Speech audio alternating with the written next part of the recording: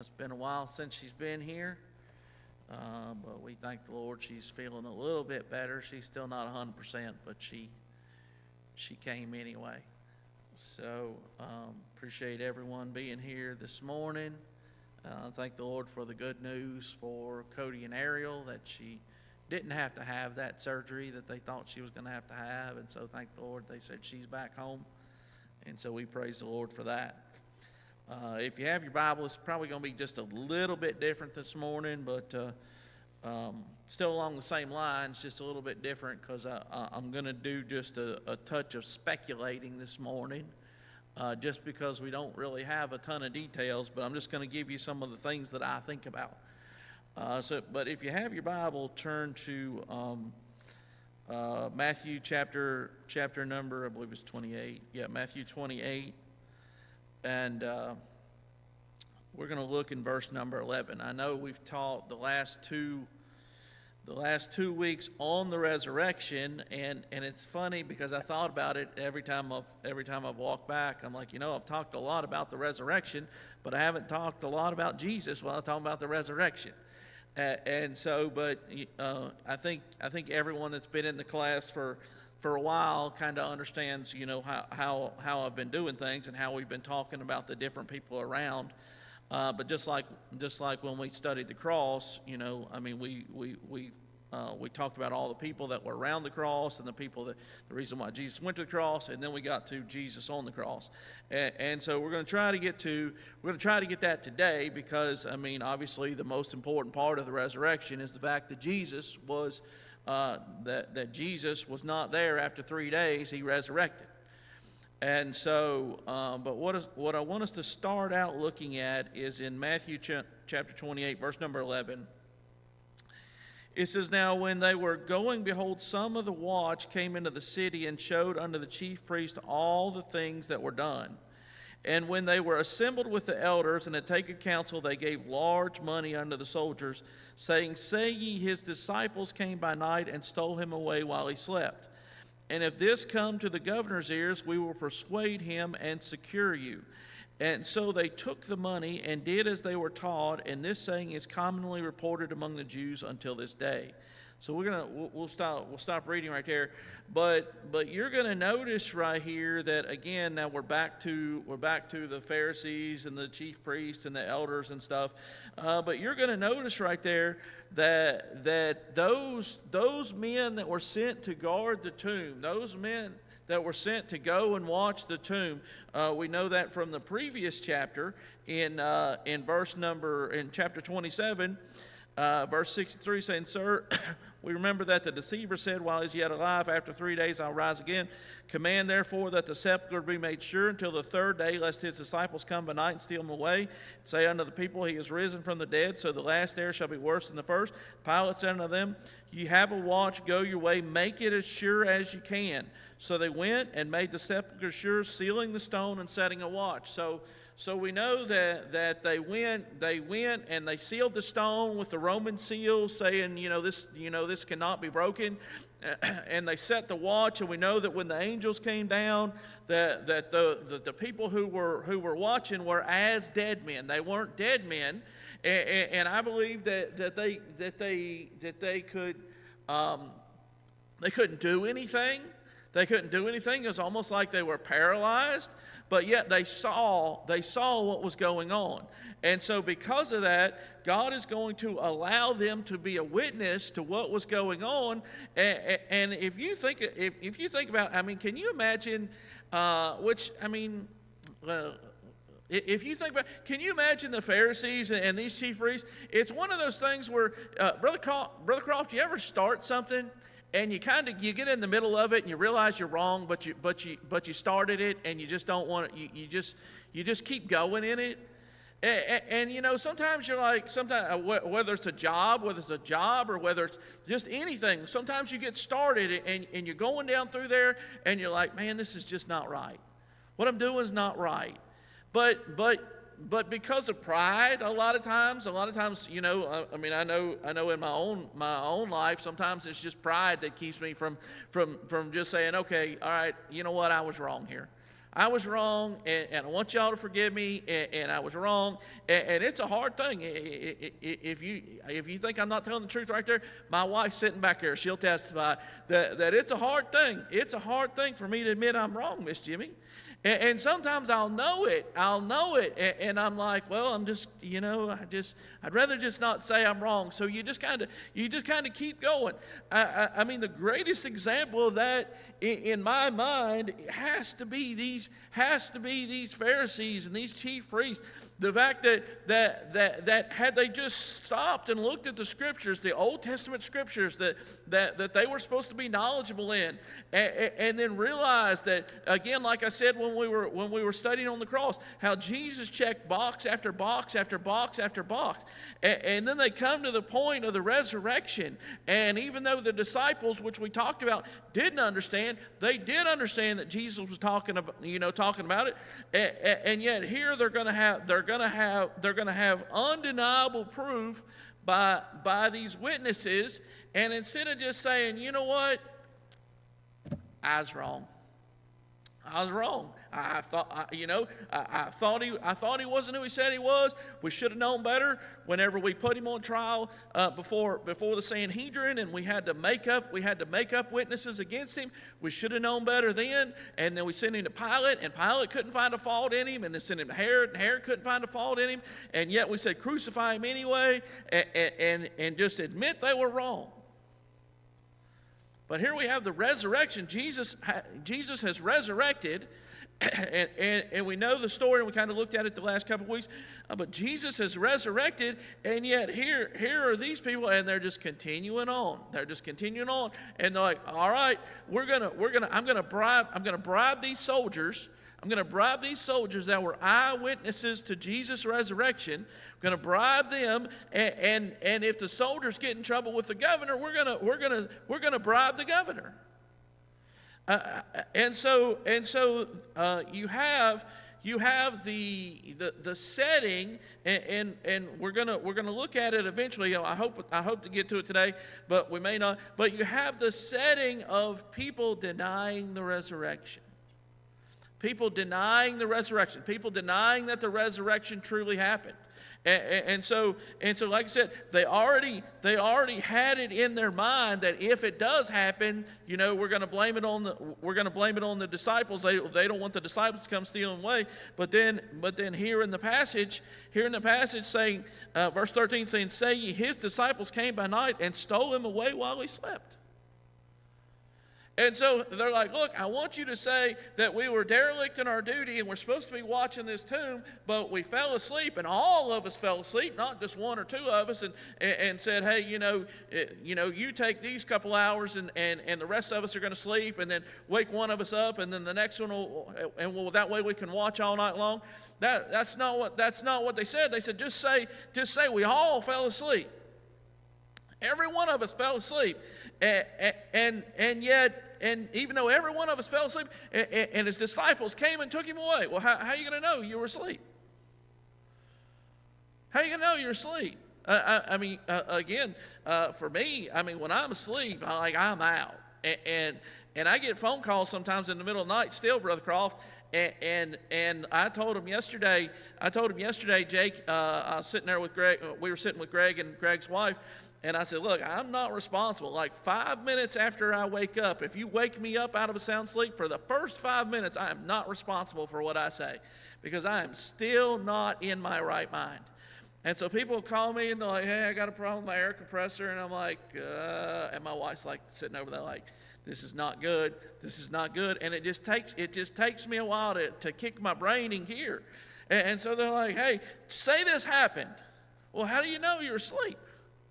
If y'all were asleep, because had they woke up while it was happening, they would have done something about it. So it was a ridiculous story even to make up.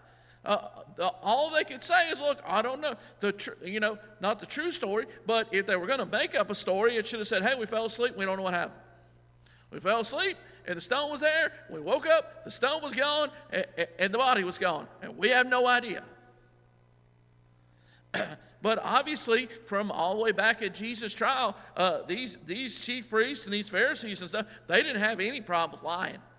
Like, it didn't bother them at all. It didn't, like, they didn't have any problem whatsoever with lying. And because of that, because they didn't have a problem with lying, here's another time where it's like, hey boys, we're already this far into it. We're already this far into it, so let's just keep going. Let's just keep it going. Let's just keep going some more and some more and some more. And so you see that the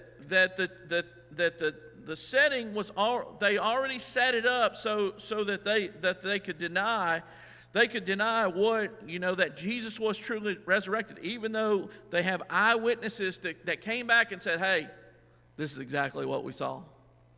We saw angels. We saw angels. I mean, imagine, and again, like I said, the Bible really doesn't tell us exactly. It doesn't tell us what was going on while Jesus was in the grave. It doesn't go into great detail, Brother Parks. And so sometimes you have to wonder, what happened. We know a few things, and then we know from Luke chapter 16, we know that, from the conversation that rich man had with Abraham, we know that those Old Testament saints and those people that were lost, there was a great gulf fixed, but yet there was a conversation being had. And you could be recognized, because that rich man looked over and said, Father Abraham. So you could be recognized.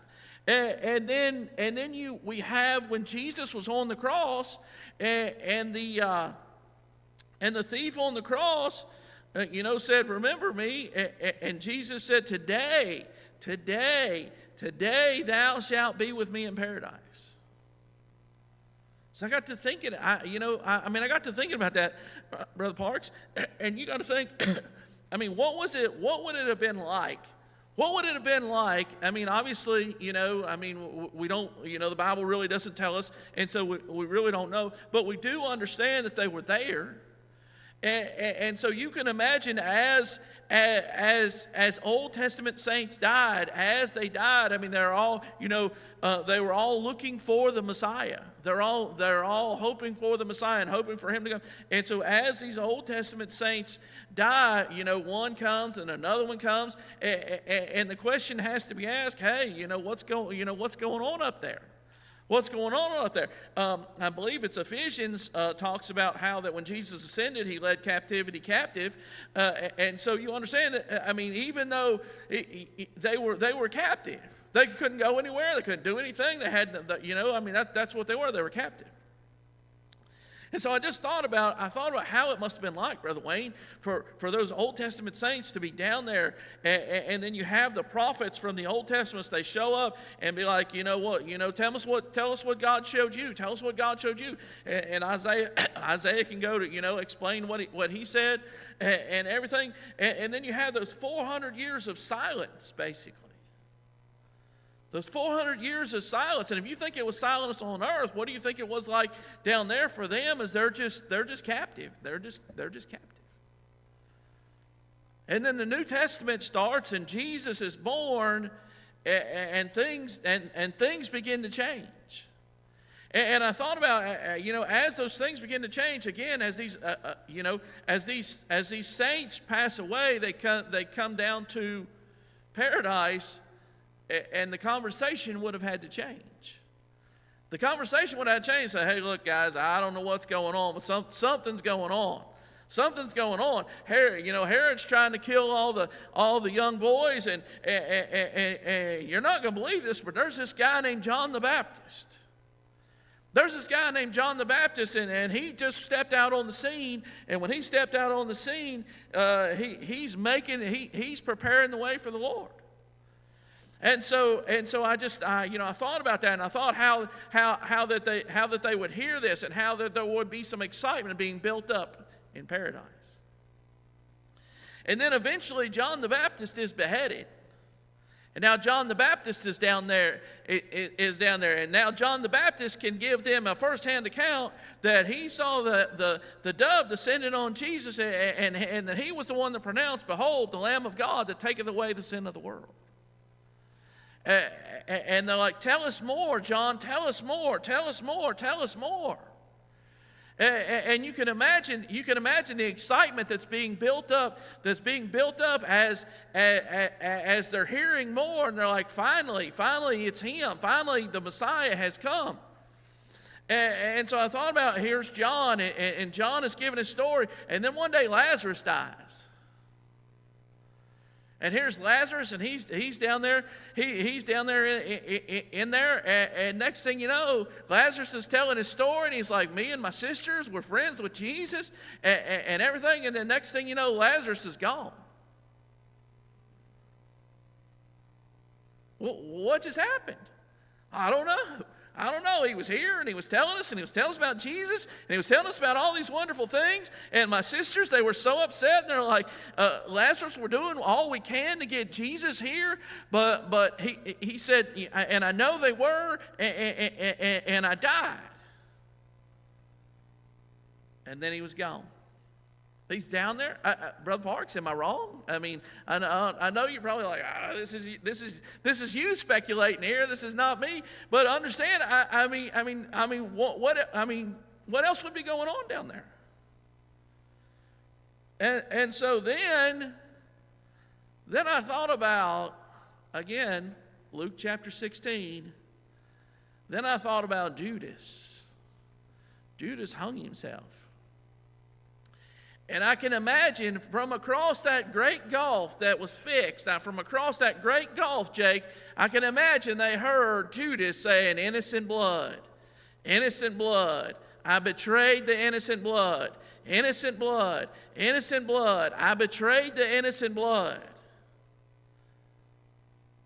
And the next person to step on the scene on their side of that great gulf would have been Jesus. The next person to step on that scene on their side of that great gulf would have been Jesus, and he would have stepped on that scene, and all those Old Testament saints, from Moses and from Abraham, from all the way up through. Here's David, and he wrote about him, and here's Isaiah, and here's all those Old Testament saints. They wrote about him, and they understood him, and they longed to see that day, and then that day was finally here. And again, like I said, the Bible doesn't tell us what was going on. It doesn't really fill us in everything that was going on. Just like when you get to Matthew chapter number 28, in verse number 1, it says, "In the end of the Sabbath, as it began to dawn towards the first day of the week, came Mary Magdalene and the other Mary to see the sepulchre. And behold, there was a great earthquake, for the angel of the Lord descended from heaven and came and rolled back the stone from the door and sat upon it." So it really doesn't tell us, like, from that moment that Jesus died until this moment right here, that Jesus is going to resurrect, and so you just have to wonder what happened. And for me, again, like I said, y'all know that my mind, my wife said sometimes it wanders more than it should, because she doesn't have any idea what I'm talking about. But you just have to wonder. I mean, what was the conversation like, Brother Parks, when that stone rolled away from that door? The Bible doesn't tell us. But you can imagine here is Jesus, and we know, and we're going to look at it, we know that God raised him from the dead, and how you want to look at that, you can look at that however you want to look at it. Jesus was God. And Jesus said, I have power to lay it down, I have power to take it up again, talking about his life. And so Jesus was God, and so he was God, and he was raised from the dead. And so, but you're going to see, I mean, here's Jesus, and we know based off of some of the accounts that his grave clothes that he'd been wrapped in by Joseph and Nicodemus, they weren't just cut off of him. They were taken off and laid in a pile, so that when John and Peter looked at it, especially John, he saw it and he said, "Oh, wait a second. Someone that was just, had the grave been robbed, had the grave been, they would not have taken the time to cut the grave clothes off right there, and had they done it, they would not have neatly laid them how they're being laid. And so if you can imagine, here's Jesus, and it's resurrection day. It's resurrection day, it's resurrection morning, it's the first day of the week, and the Sabbath is over, and it's time for Jesus to come out of the grave, and that angel rolls that stone back, and again, forgive me if I'm wrong, but in my mind, here's Jesus, and he's standing there smiling. He's standing there smiling, and there's that angel, and he rolls that stone back, and again, he's an angel, and Jesus, again, let's never confuse the fact that Jesus was God. He was God before he came to earth. He is God at this very moment, while whenever he resurrected, and he'll always be God. And so let's not get that confused, because I know a lot of religions try to make it out like Jesus received some kind of reward after he was obedient, obedient as a man, and he became a God. That's not what it was. Jesus was God from the very beginning. And so this angel recognized him, and you can imagine the relief on the angel. You can imagine the relief on the angel as he had to sit there just a few days before and watch God die. He had to sit there, and though he had all this power, God the Father said no. And God the Son said, I'm not going to call on him. As he hung on that cross, God the Son said, I'm not calling on you angels. And God the Father said, no, you can't help him. And so they watched God die. They watched Jesus die. And you can imagine their feelings and the helplessness. Again, like I said, I mean they've had power all these years, and if God said they could go help, there was nothing that could stand in their way. But yet God the Father said no, and God the Son said, I'm not calling on you. And here we have Jesus being resurrected, and when the moment that stone rolled away, again, Jesus is going to be gone by the time Mary shows up, and then the other ladies show up. Jesus is already going to be gone. So I wonder, Brother Parks, what happened right there in that moment that stone was rolled away? And again, in my mind, I just see Jesus standing there smiling. And whatever the name of the angel was, said it was good to see you. We know there was two angels. Good to see you, boys. Let me tell you what's about to happen. Let me tell you what's about to happen. Let me tell you, again, Jesus as God, let me tell you what's about to happen. Let me tell you who's about to show up here. Let me tell you how I want y'all to react. This is what I want you to tell them. I want you to be very because the angels had a message, and they told the women the message. They told the women the message, and one of the things very specific in the message was, and Peter. If you remember the last time Jesus saw Peter, he was looking at him as Peter denied the Lord.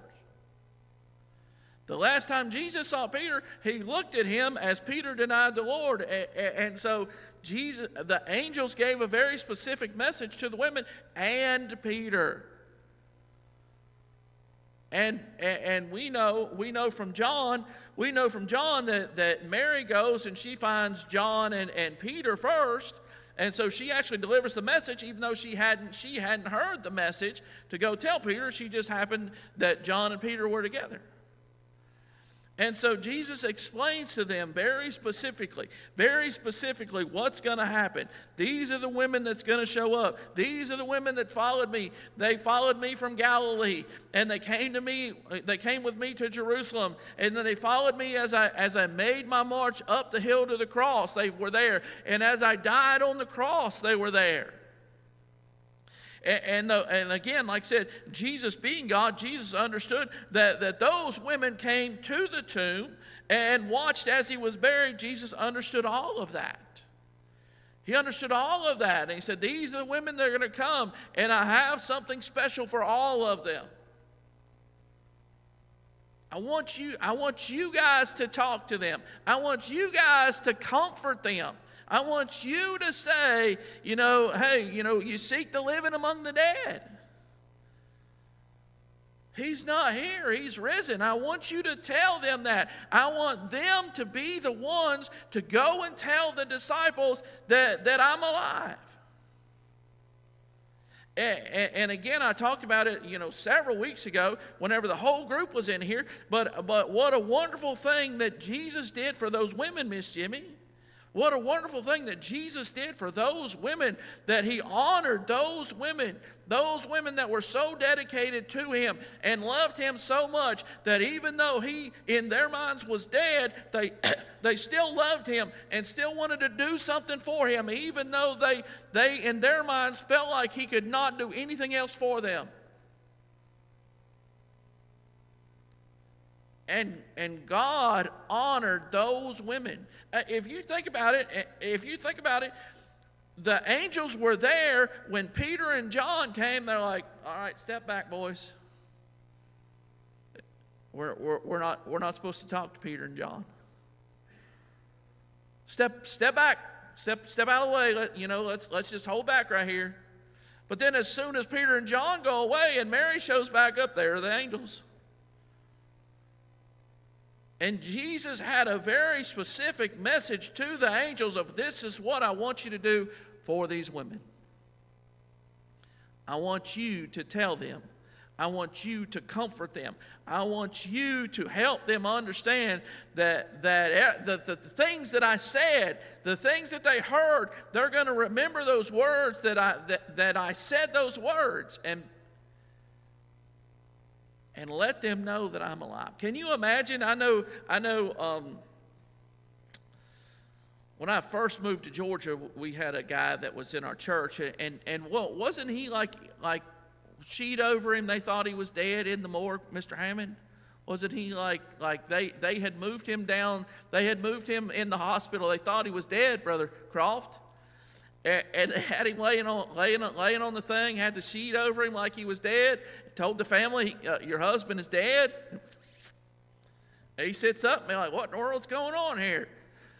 And so you can imagine the feeling if for those of you who have lost a spouse, or for those of you who have lost a loved one that's close to you, and you hear. I still remember the phone call when my sister called me and told me my dad had a heart attack, and then just a few minutes later she called me and said he was gone. I could still remember where I was. I can remember the people that were around me whenever I got that phone call.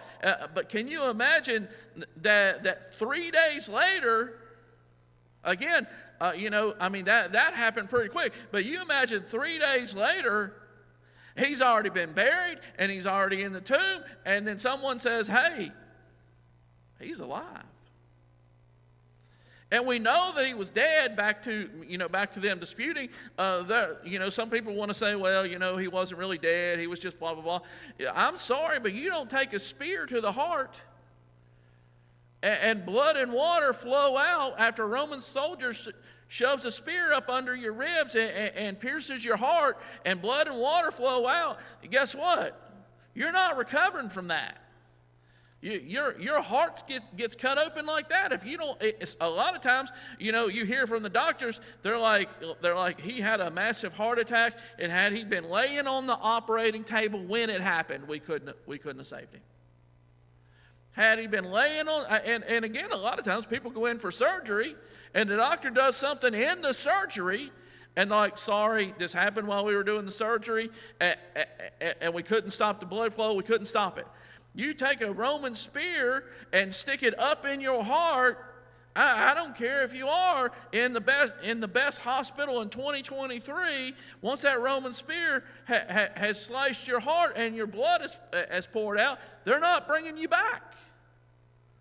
There was no life flight helicopter. There was nothing like that they were going to try to save him. There was none of that.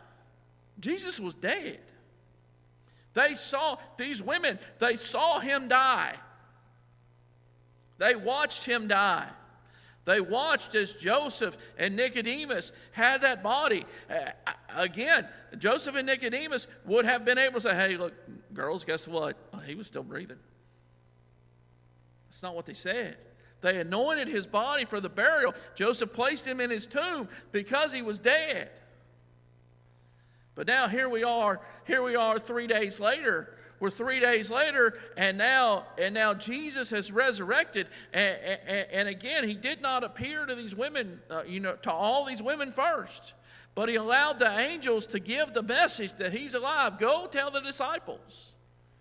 And we know that the disciples, they're not going to believe. They're not going to believe. They doubted and doubted and doubted and doubted. And in Luke's gospel, Jesus is with the two disciples on the road to Emmaus, and yet they still are doubting. After like some of the women have said this, but we're still just walking home, and here's Jesus, and he's going all the way back. And again, like I said, there are things in the Bible that I'm like, tell me more, and I would have loved to have someone to have penned down what Jesus told them that day. I would have loved to have had Cleopas or the other person that was with them, had they just wrote down and said, this is what happened. This is the thing he said. He started all the way back in Genesis, which, they might have called it as Genesis, but he started all the way back in the Pentateuch. He went all the way back to there and went all the way up through as Moses wrote, and he got over into David, and he got over into Isaiah, and he got over into all these other, he got into Daniel, and he got into all these things and said, that was me, that was me, that was me, that was me, that was me, that was me, that was me. I would have loved to read that. But we know that the disciples were not going to believe. They're still hiding. They're still, for fear of the Jews, they're still hiding. But yet here are these women. They're coming and they're giving their account. And so then we have in John chapter number 20, we have the account of Mary Magdalene. And we know that this is the first time that Jesus appears to anyone. In John chapter number 20. This is the first time that after he's resurrected, this is the first time that he's going to show himself to anyone. And so it says, the first day of the week cometh Mary Magdalene early, when it was yet dark unto the sepulchre, and seeth the stone taken away from the sepulchre. Then she runneth and cometh to Simon Peter and to the other disciple whom Jesus loved, and saith unto them, they have taken away our Lord out of the sepulchre, and we know not where they have laid him. Peter therefore went forth, and that other disciple, and they came to the sepulchre, so they ran both together, and the other disciple did outrun Peter, and came first to the sepulchre, and he stooping down and looking in saw the linen clothes lying, yet went he not in. Then cometh Simon Peter following him, and went into the sepulchre, and seeth the linen clothes lie. Again, like I said, John is very specific that this, this is having an effect on me. I see how the linen clothes are lying. Again, like I said, if I had everyone in here this morning at the end of Sunday school say, tell me the things that were talked about this morning, everyone would have something different. Everyone would write something different. Some of y'all may have the same thing, but a lot of y'all would have something different. Something that I said in the middle of what in 45 minutes of talking, something says, you'd be like, hey, he said this. And other people are like, oh, did he say that? I said it's time to go to bed last night. And I think one person out of 5 heard me say it's time to go to bed. And so I said it twice. I finally got up and went to bed and said, well, I guess they'll figure it out on their own then, because it's time to go to bed. And so then we were having a conversation this morning, and my wife said something about it, and Adriana was like, did he really say that? I'm like, yeah, he really said that, but she didn't hear me, and so I understand that sometimes you hear things and sometimes you don't hear things, but the things that stick out are the things. If I ask you to write down what you heard in Sunday school, the things that stick out are the things you'd write down. And so the thing that sticks out to John, and the thing that stuck out to Peter when they went back and they talked about themselves, they said, hey, did you see how the linen was lying right there? And Peter said, oh, absolutely. I came running in, and the first thing I saw was the body was gone, but I noticed how the linen was lying right there. And the napkin that was about his head, not lying with the linen clothes, but wrapped together in a place by itself. Then went in also that other disciple which came first to the sepulchre, and he saw and believed. What did he see? All he saw was an empty tomb, Brother Tyrone. That's all he saw. He saw an empty tomb and the way the linen was lying. And he saw and believed. That's all he saw, Brother Wayne.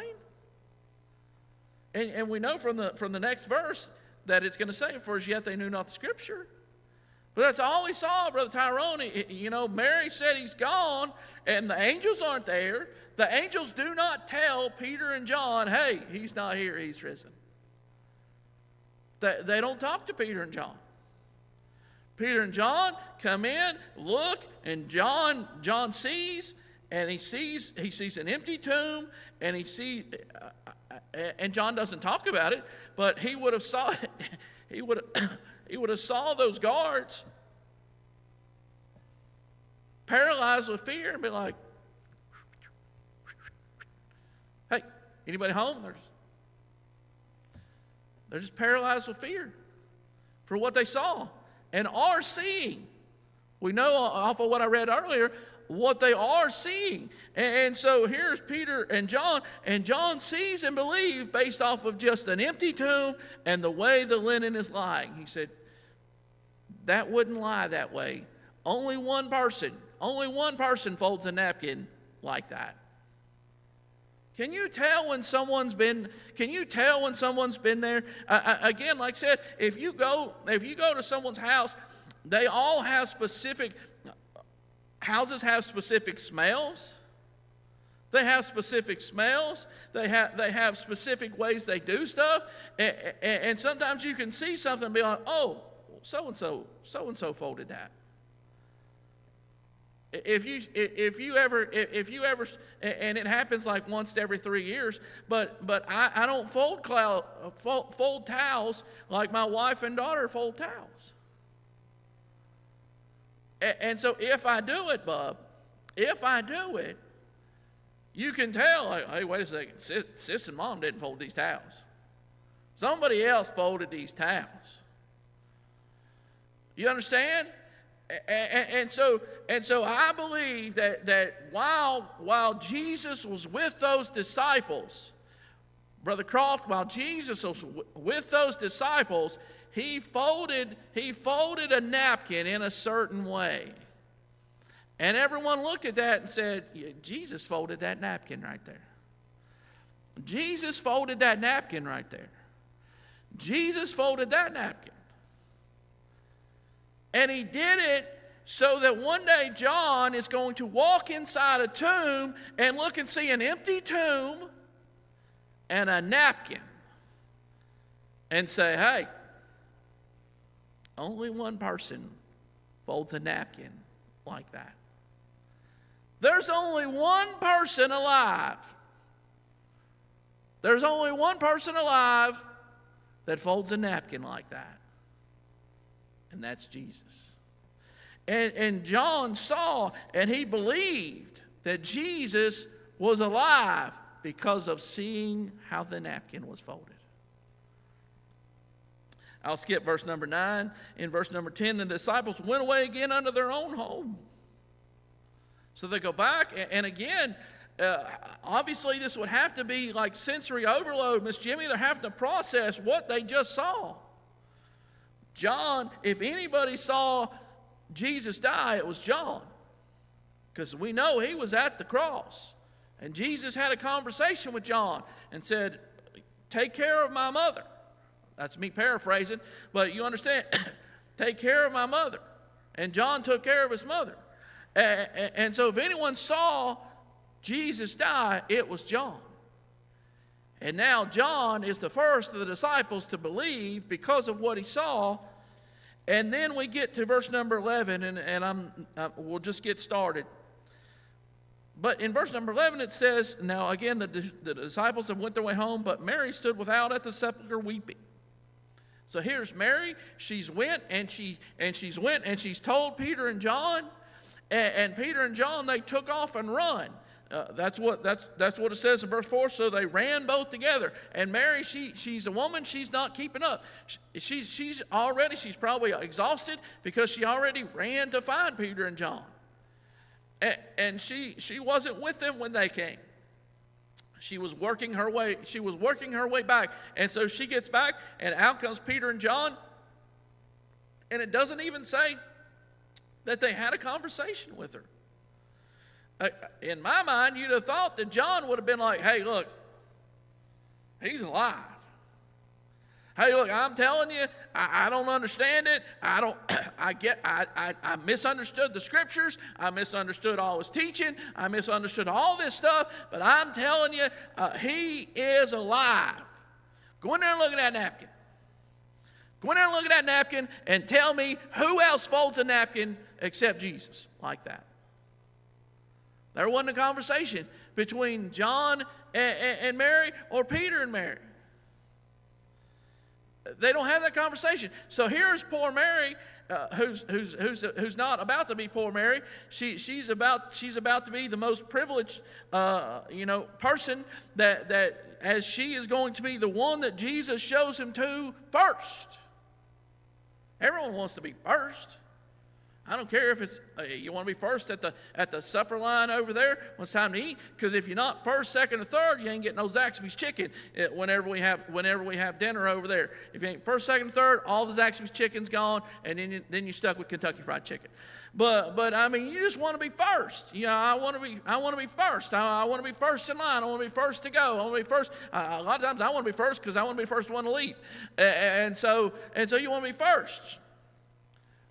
And here's Mary that Jesus could have gave this privilege to any one of his disciples. He could have gave it to any one of the women. But he's going to give it to Mary. He's going to give it to Mary Magdalene. He's going to give it to Mary. And so here it says in verse number 11, Mary stood without the sepulchre weeping. And as she wept, she stooped down and looked into the sepulchre, and seeth two angels in white. Again, we know from the other passages that the two angels were there, and at first there was only the one sitting outside, and now the two angels are both inside, and she sees the two angels, and the two angels, I believe that Jesus said, hey, look, don't tell Mary. When you see Mary Magdalene, don't tell her, why seek ye the living among the dead? Don't tell her that he's risen. I got something special for Mary. I've got something special for Mary. I've got something that I'm going to do for Mary that she's never going to get over. I've got something, because she loves me so much, because she's so dedicated to me, because after I cast out those 7 devils, she's been nothing but faithful to me. I've got something for her. Because she followed me all the way to the cross, because she sat there and watched and hoped and prayed every moment while I was on the cross, not like the other people, like if you are the Christ, come down. She just wanted him, she did not want to see him suffer. And Jesus, I believe, told those angels, don't tell Mary Magdalene. You can tell the other Mary. You can tell Joanna, you can tell Salome, you can tell them and tell them to go tell the disciples, but this is what's going to happen, and when Mary gets here, I've got something special for Mary. I've got something that I want to do just for Mary. And so next week, we're going to get into it. My time is up this morning, but next week we're going to get into what Jesus did special for Mary, and then as he introduces himself, reintroduces himself to his disciples with those wounds in his hands, that wound in his side. Thank you.